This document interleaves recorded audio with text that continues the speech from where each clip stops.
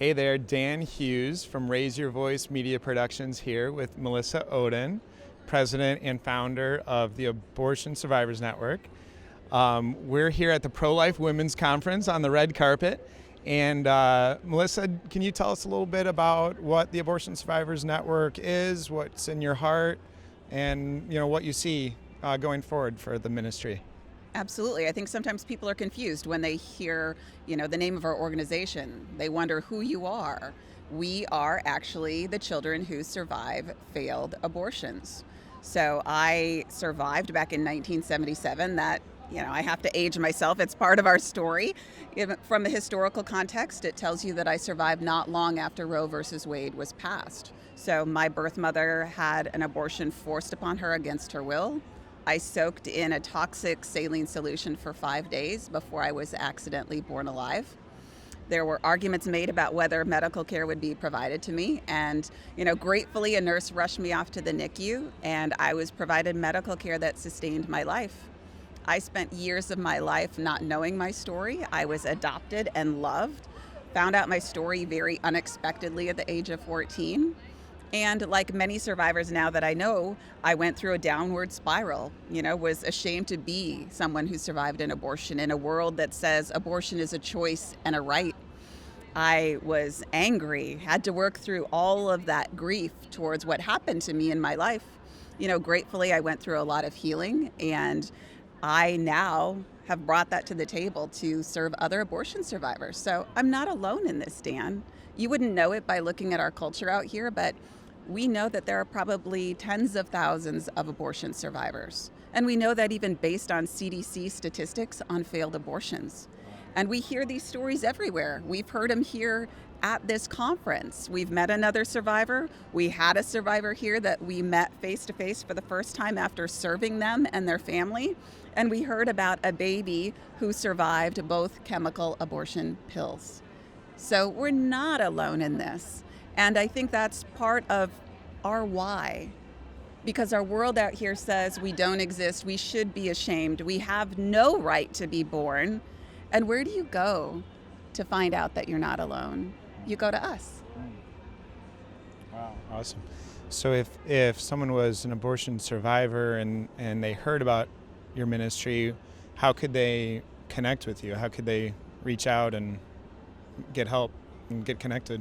Absolutely. So you are not alone if you're an abortion survivor. You're not alone if you're a woman who's experienced a failed abortion. You're not alone if you're a family that has kept this secret.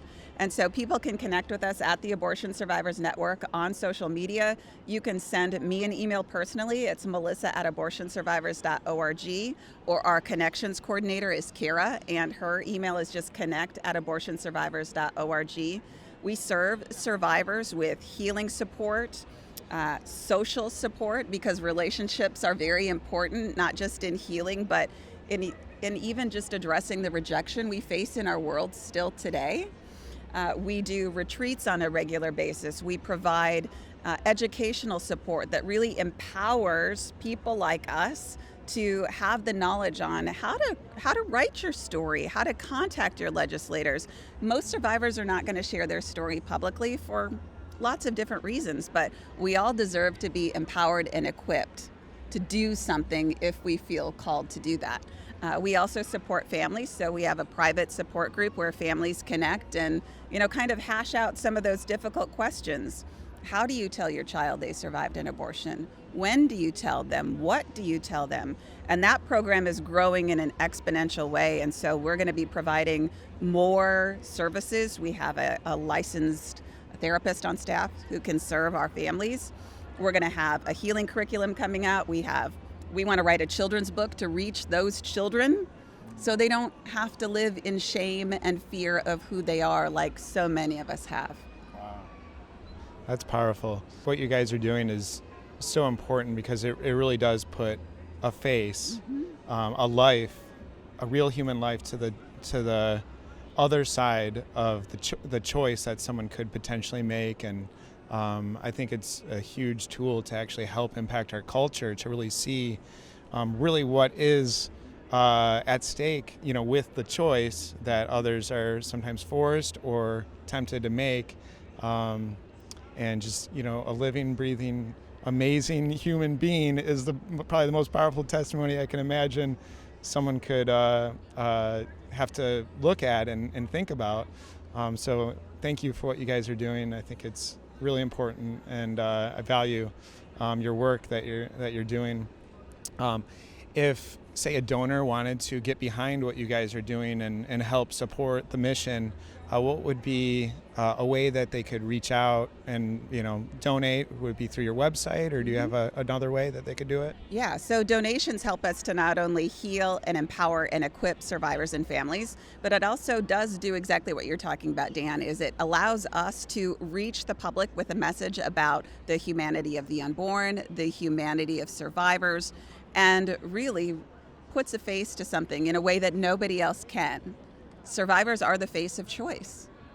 And so it's an important message for donors to get behind. I really feel like this is one of the most powerful ways people can end abortion, is by supporting our organization and helping us spread this message. So people can give through our website, that's abortionsurvivors.org. There's our address physically listed on there that they can send in checks. We always have opportunities for people to partner with us in prayer and know more about what we're doing. We really need more monthly donors, to be perfectly honest.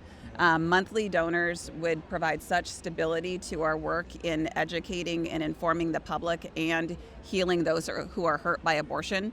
And monthly donors get this great opportunity to see behind the scenes when I go out and do things like testify before Congress that I did here recently against the Protecting Roe Act. So monthly donors not only get to transform lives, but they get this great behind the scenes look at some of the most powerful voices in the pro-life movement. Thank you so much for your time, and we'll be praying for your ministry, and we really appreciate all that you're doing. Thank you.